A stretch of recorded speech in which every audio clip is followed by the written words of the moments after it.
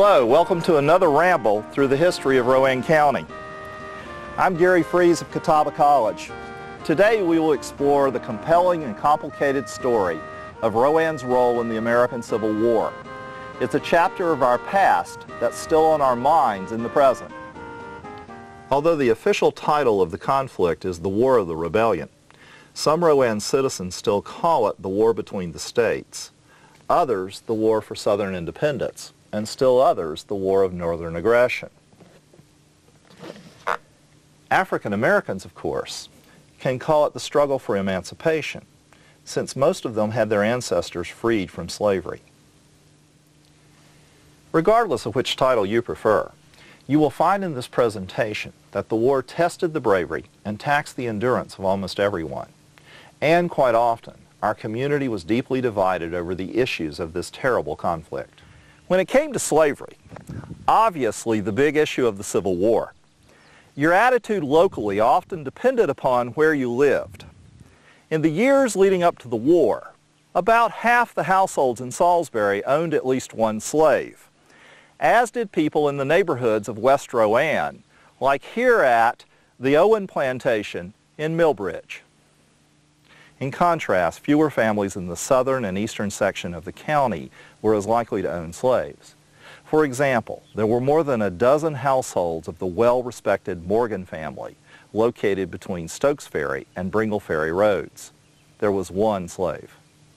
This is the family cemetery located near Liberty Crossroads. Rowan was also divided over states' rights, another key political issue. Advocates argued that local and state interests had the prerogative to oppose federal decisions, especially when they were perceived to be too aggressive and arbitrary. Our county was barely a century old in 1861, and our ancestors had bad memories of tyranny going back to the American Revolution. As one resident remembered, local folks would not brook dictation from the outside. As the threat of war loomed in the 1850s, young men from across the county organized two military companies. William L. Saunders, an ambitious young lawyer, joined both the Rowan Rifles and the Rowan Artillery. These young men drilled regularly to build up what the local newspaper called the spirit of resistance against the Vandals and the Huns of the North. Saunders and other young men in town were the earliest advocates of the idea of secession, that the southern states should leave the Union and form their own nation. Most of Rowan, however, was hesitant to go along with secession. In October 1860, more than 6,000 people from across western North Carolina marched in protest here of the idea of Southern independence. Even after the election of Abraham Lincoln, most of Rowan remained Unionist. In March 1861, in a referendum on the war issue, much of Rowan and most of North Carolina voted no. However, after the Confederates attacked Fort Sumter, President Lincoln called for volunteers to put down the rebellion. Most North Carolinians would not fight their fellow Southerners, and secessionists in Salisbury quickly showed their colors. Governor John W. Ellis, once a Rowan County attorney, pushed both the county and the state into the Confederacy. His family lived here at this house on Ellis Street. When North Carolina seceded from the Union, former Congressman Burton Craig, Ellis's neighbor, introduced the resolution to do so in Raleigh. Craig's law partner was Nathan N. Fleming, who grew up near Mount Vernon in West Rowan. This is the neighborhood store that dates to the 1850s. Fleming became the first Confederate Speaker of the state legislature. He confidently predicted that secession could be accomplished without war. An invasion of the South, he said, would be too costly for the United States government.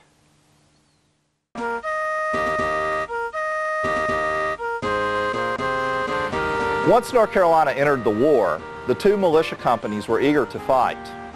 They considered, said one resident, war to be a glorified picnic. At a rally here at the Presbyterian Church, the Reverend Jethro Ramble charged the Rowan Rifles with throwing off the yoke of George III. They then marched off to great fanfare to the depot. In 1861, One local Confederate stood head and shoulders above all others. Charles Fisher, one of the wealthiest men in the county, was also one of the most zealous for secession. He helped fund and organize one of the first regiments in the state. He promised that his men would fight long and desperately for Southern independence. When Confederate forces in Virginia were ordered to converge on Manassas Junction, Fisher aggressively pushed his unit to get there. Fisher, the former president of the North Carolina Railroad, personally helped repair a transport train and got his unit into position on Henry Hill as the battle raged. When a Union battery threatened the entire Confederate line, Fisher had his men charge headlong into the cannon fire. They swept over the battery and helped turn the tide of battle for the South that day. Fisher, however, was shot in the head as he stood with his hand on one of the guns. An eyewitness told folks back in Salisbury that he was last seen fighting, surrounded entirely by the enemy. So heroic had he been that Confederate President Jefferson Davis personally saw to the feeding of his exhausted troops after the battle. Fisher's body was brought back by train. In Raleigh, thousands paid it homage, and most of Salisbury attended the burial here at the old Lutheran cemetery. To honor Fisher, the Confederacy named a fort at the port of Wilmington in his honor. Today it is a state historic site. One of the men who fought with Fisher was John C. Bringle. He had been hesitant to go to war, but had done so at his father's urging so that others could stay home and work on the farm. Bringle survived the entire conflict and became the ferryman after the war. Fisher was one of two prominent Rowan Confederates lost in 1861. Governor John W. Ellis died of natural causes just as the war was heating up. He eventually was brought here to the English cemetery for burial.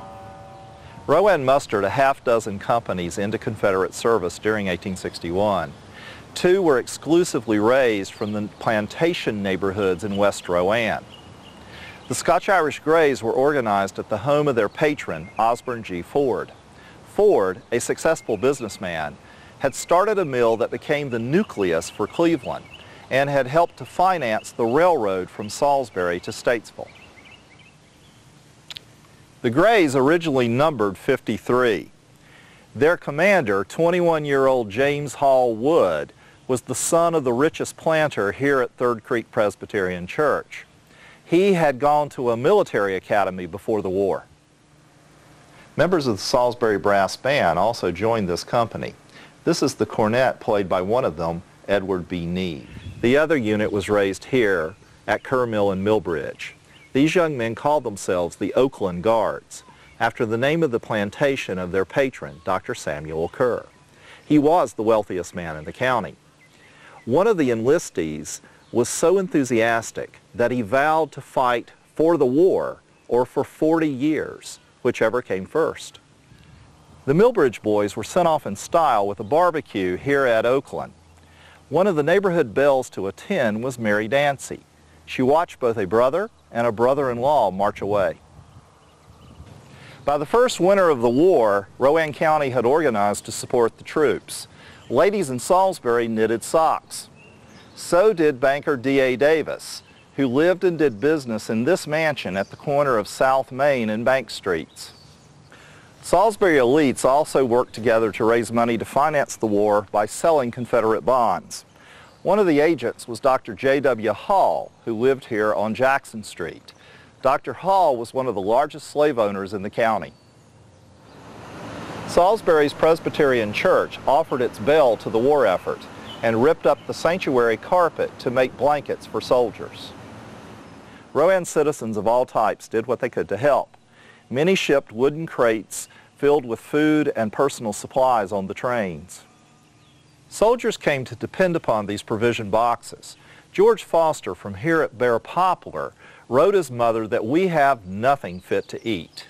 She soon sent him 2 cakes, a bottle of honey, and a bottle of wine. Another time she sent George a large supply of dried peas, which he sold at a profit to other soldiers.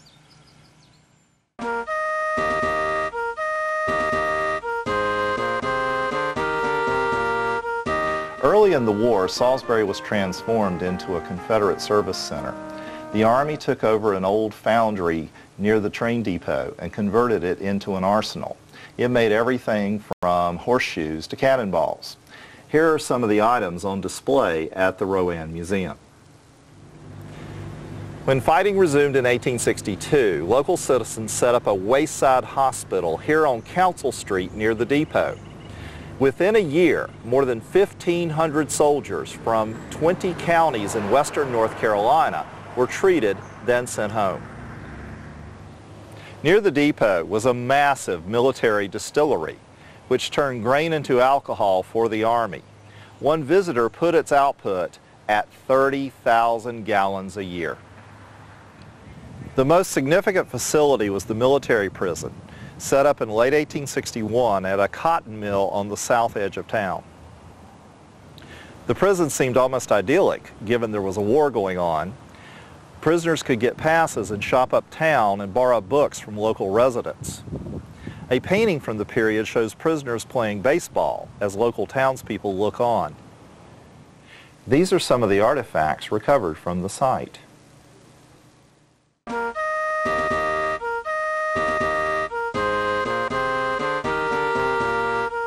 1862 proved to be the high point for the Confederate cause on the battlefields of Virginia. Rowan soldiers played a significant role in helping Robert E. Lee win a string of victories. Many companies saw their first action defending Richmond, the Confederate capital. One of the first to die in the Peninsula Campaign was Stokes McKenzie of the Oakland Guards, whose parents owned a plantation north of China Grove. Once Richmond was saved, the Army of Northern Virginia invaded the Union to force an end to the war. At the Second Battle of Manassas, the Rowan artillery shelled the enemy at the same spot where Colonel Fisher had died the previous year.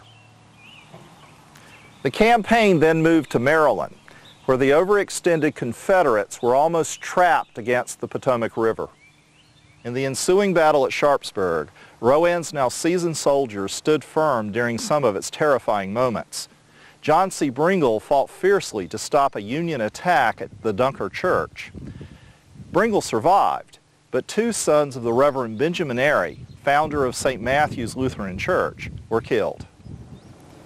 Both the Rowan Rifles and the Scotch-Irish Greys were caught in a nearby sunken road that became known as Bloody Lane.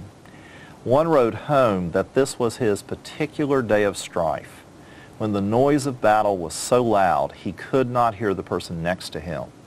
Amazingly, only two were killed. Late in the battle, Rowan Artillery Lieutenant James A. Ramsey played a key role. General Lee asked him to use his spyglass to determine the identity of approaching reinforcements. Ramsey assured the general they were Confederates, arriving just in the nick of time. That famous telescope has been handed down through the Ramsey family ever since. The battles of 1862 cost Rowan dearly. More than 150 men were lost. Not surprisingly, confusion and despair grew at home. The Reverend Samuel Rothrock, the pastor at Oregon Lutheran Church, noted in his diary that at the end of a corn shucking, Crawford M. Holzhauser was brought home from Richmond, a corpse. Rothrock buried him here at Lower Stone Church. In all, Rothrock performed 5 funerals for men killed at Sharpsburg.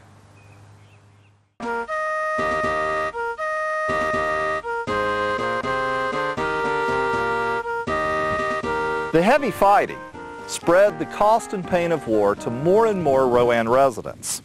In early 1862, the Confederate government passed a conscription act, which drafted every able-bodied man between the ages of 18 and 35 into the Army.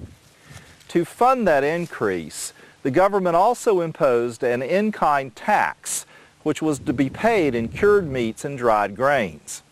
You see here the 1863 tax return by Dovey Foster Morris of Bear Poplar. The two laws had a stunning impact on the home front. Some farm families had agreed to send 1 or 2 sons off to war, but held others back who could work the land. The first law took away the manpower needed to grow things, and the second law left fewer things to eat once the taxes were collected. To add fat to the fire, wealthier citizens could buy their way out of both laws. Anyone could hire a substitute to go to the Army if they could afford it, and anyone could pay a fine in place of the produce if they had the money. As you can imagine, poorer families resented this, particularly in areas in eastern Rowan where no one on the farm could be spared. For example, Jesse Klutz was a widower with 3 young children at the time of his call-up. The 1862 laws aggravated an already bad situation. When the summer harvest fell short of expectations, residents accused local merchants of buying up grain and meat and selling it at huge profits to other places in the South. The draft did not go over any better. Sons of local planters were brought back from the battlefront to train several companies in the impressed 57th Regiment, to the great resentment of draftees. These conscripts were more likely to be absent without leave than had been previous enlistees. So many of them refused to come back to duty that the Army resorted to running notices in the paper to get them to return. When these outliers, as they were called, were locked up in the local prison, a Raleigh newspaper called it the Bastille of Salisbury. The majority of eastern Rowan's conscripts, it must be noted, served faithfully once enlisted. Jesse C. Klutz made it all the way to Appomattox without wounds or mishaps. Nathan Brown, who after the war would be one of the founders of Christiana Lutheran Church, carved this perpetual calendar during one of 3 imprisonments. Matters had clearly worsened across the county by the spring of 1863. Edward Rufty, who owned the flour mill here where Bringle Ferry Road crosses High Rock Lake, announced that the Confederates had conscripted his miller. More than 100 women and children were forced to walk several miles to get their grinding done, he claimed. Soon after, local women took matters into their own hands to deal with the situation. They led a female raid that has come down to us as the Salisbury Bread Riot. On March 18, 1863, 40 women converged on the store of Michael Brown here uptown and demanded, as it was called, an abatement in prices. When he refused to open the door, the women hacked at it with hatchets. Brown parried them off by contributing flour to their cause. Other merchants followed his lead, and eventually the women collected 23 barrels of flour, 1 of molasses, and 2 sacks of salt. None of the women took off with the goods. Instead, they stored them overnight, then held a meeting the next morning to divide the holdings. There was, an observer noted, some disputes, some flashing of eyes, and some angry words. This was not surprising, he said, since the riot was caused in part by pinching want. The rioters were from the country. Their spokesperson, Mary C. Moore, was from the neighborhood of Setzer School, which back then sat to the east of China Grove. She told North Carolina Governor Zebulon B. Vance that we, sir, are the wives and mothers of soldiers who must not only defend their humble homes, but the homes and the property of the rich man. As a result of the bread riot, county officials created a better welfare system to feed soldiers' families. Merchant J.S. McCubbins distributed grain and salt across the county. He also bought foodstuffs at his own expense and sold them at cost to soldiers' families.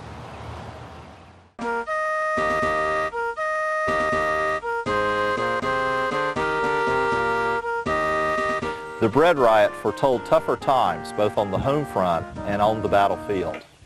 In the summer of 1863, Rowan troops were part of a flanking maneuver that almost captured the Union Army at Chancellorsville.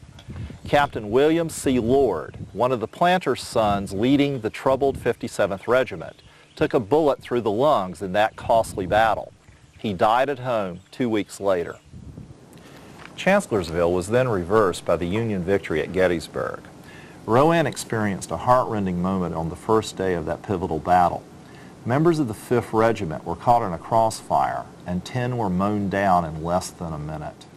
One observer said the bodies fell as straight as if they were on parade. This is the death notice sent to the family of one of the victims, Milas Morgan, who had been conscripted the year before. The Rowan artillery was central to the cannonades that helped set up Confederate attacks on the second and third day, and several local companies were part of key Confederate advances on Cemetery Hill overlooking Gettysburg. John C. Bringle was one of those Confederates who almost broke through the Union lines. Only one Rowan unit, a company in the 7th Regiment, played a significant role in the famous and fateful Pickett's Charge. On the third day of the battle, thousands of Confederates surged past farm and field in one last hope for victory. Remarkably, only one Rowan soldier, Ibsen Miller, died that day. The loss of key battles like Gettysburg prompted some North Carolinians to consider making terms with the Union. What became known as the peace movement became the topic of the day across Rowan. The largest protest meeting was held in the Setzer School neighborhood. This is a photograph of one of the likely participants, Henry Pless. He and his wife Mary had lost a son that summer. They lived just down the road from the leader of the bread riot, Mary Moore. Alarmed at such extremity, local leaders held a counter meeting here at the courthouse, where only the wealthy and the powerful seemed to do the talking. Notable slave owners like Archibald Henderson thought the meeting large and harmonious, but others must have disagreed.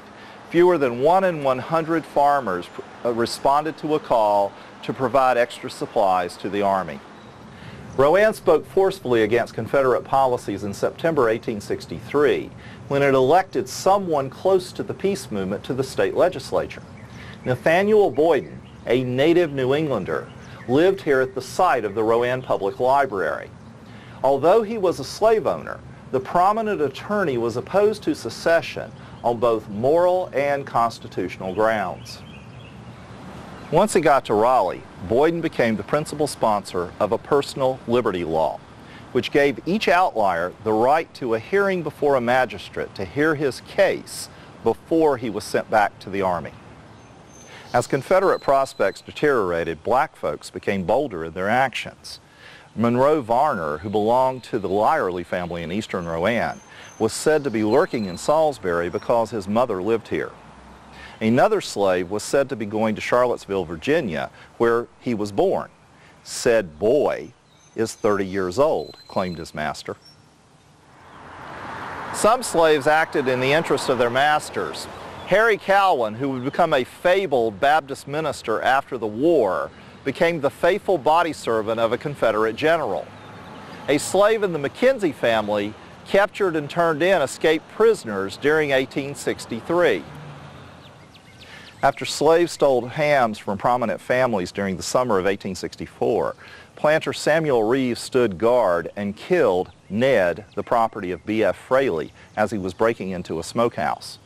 Fraley, by the way, was the Confederate tax collector.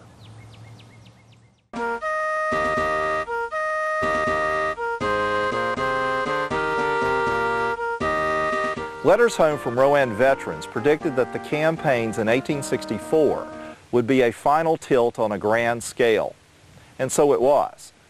The Union Army, led by a new commander, U.S. Grant, vastly outnumbered the Confederates in Virginia.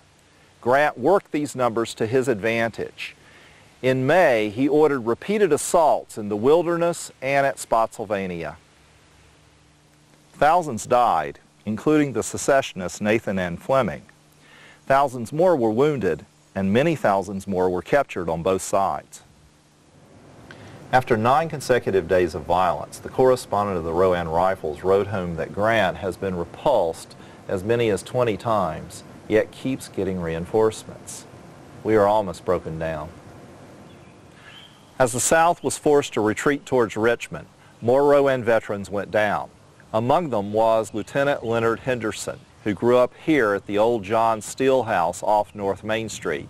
He died at Cold Harbor. Other local notables fell defending the Shenandoah Valley.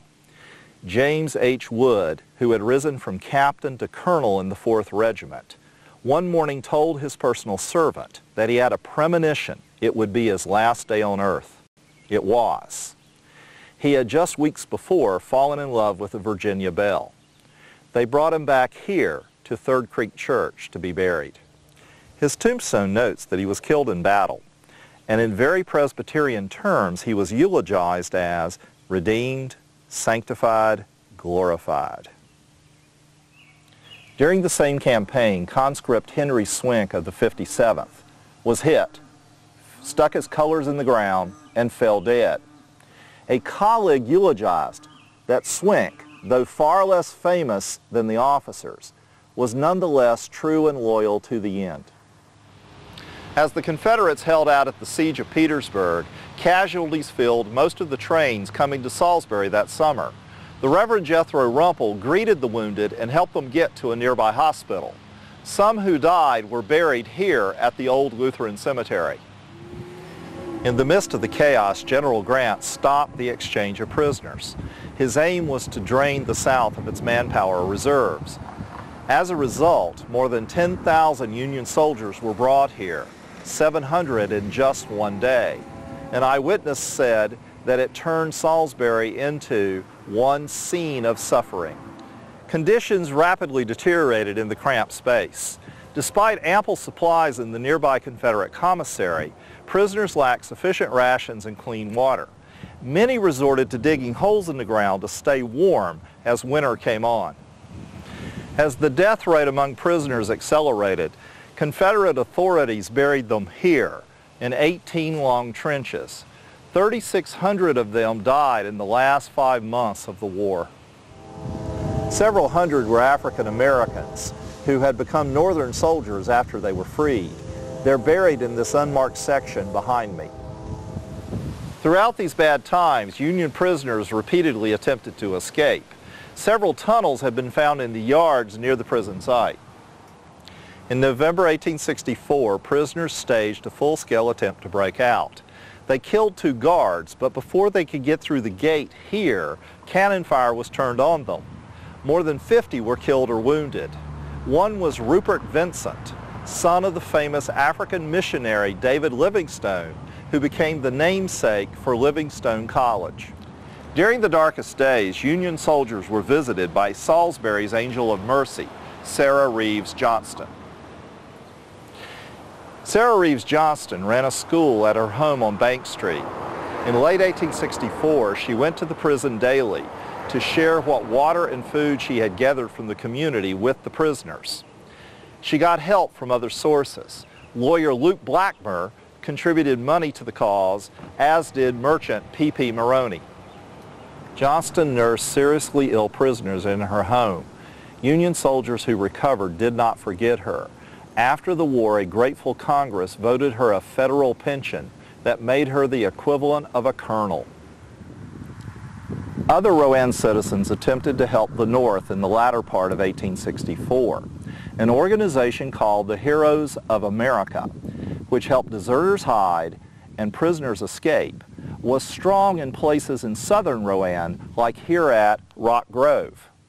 Local men were told that if they took the disloyalty oath, they would be protected when the inevitable northern invasion came. The center of discontent continued to be the area around Setzer School. One former student, Allison Lippard, joined the Union Army. Another, Andrew Rendleman, was drummed out of service as a prison guard for being too sympathetic to the enemy. Local Confederates reacted harshly. More than a dozen men were outed by their neighbors and threatened with prison. Almost all confessed to having joined the HOA and sought clemency from North Carolina Governor Zeb Vance. To drive home the point, the Home Guard, the local military police, made periodic sweeps through the county looking for deserters. In August, it caught the most famous one. Cyrus West had been on the run for 2 years. The Home Guard fired instantly, killing him. West was a child in this house on South Main Street. In November, another patrol spied Alex Brown, a chronic runaway slave. Brown was seen at the home of a white accomplice and was shot dead as he tried to run out the door. And word got out that prominent Unionist Nathaniel Boyd had not paid his grain tax, even though he raised the largest crop in the county. At a rally at Hatter's Shop, here where Dan Nicholas Park is today, Boyd told voters that the cows ate his corn. Now, Boyd paid his penalty in cash as he was required to, but his opponents crowed that his cows got fatter while the poor got thinner. Boyd lost the election. To compound Boyden's embarrassment, his teenage son Archibald joined the Confederate Army in the middle of the campaign against his father's wishes.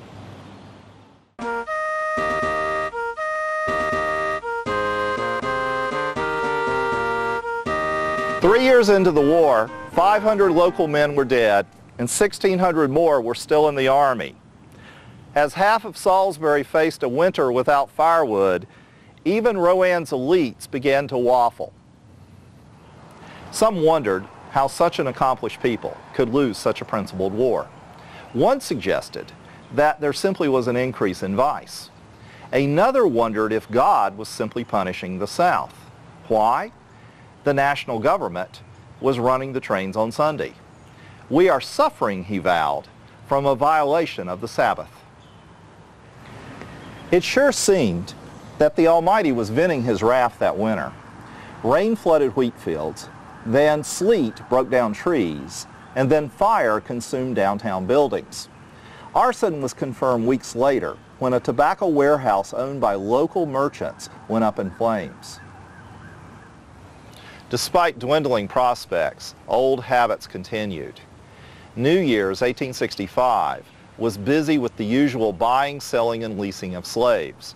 Jack Hall, who ran a saloon near the square, auctioned 25 Negroes at a time during what was called hiring week. When the cook at the mansion house was offered for sale, the terms allowed the buyer to pay after the war. And wealthier citizens still had the means to donate to a dwindling Confederate Army. John F. Ford, whose plantation was near today's West Rowan High School, made a wartime fortune selling tobacco. He gladly gave 75 pounds of bacon to reserves called up to stop the Northern invasion. The end, when it came, was dramatic. As the Confederacy broke down, the prison was closed and the prisoners shipped north. Hundreds of Rowan soldiers were captured when General Lee abandoned Petersburg and Richmond and retreated west. One was Caleb Canup of the Rowan Artillery. The canteen he carried throughout the war has been preserved by his family. Soon after, Union General George Stoneman moved on Salisbury. At one point, the Confederates made a gallant defense of the railroad bridge here at the Yadkin River. They were firing their cannon from York Hill across over on the Davidson side. There was a fierce cannonade for more than an hour. This is one of the solid shot recovered after the battle. The North captured Salisbury on April the 12th, 1865, just days after President Lincoln was assassinated.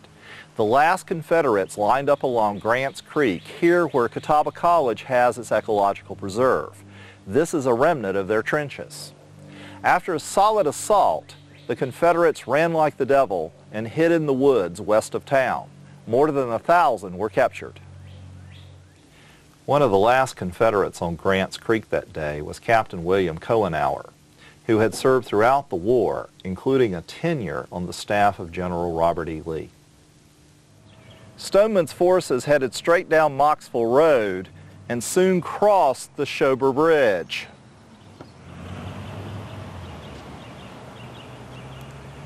Some invaded the Schober house, located where the old school is.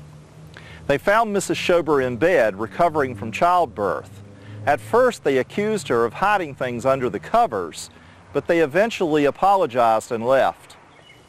On the west side of town, Margaret Bell Ramsey said that the Union soldiers stood tall in their stirrups, swords drawn, as they came down the old plank road from Statesville.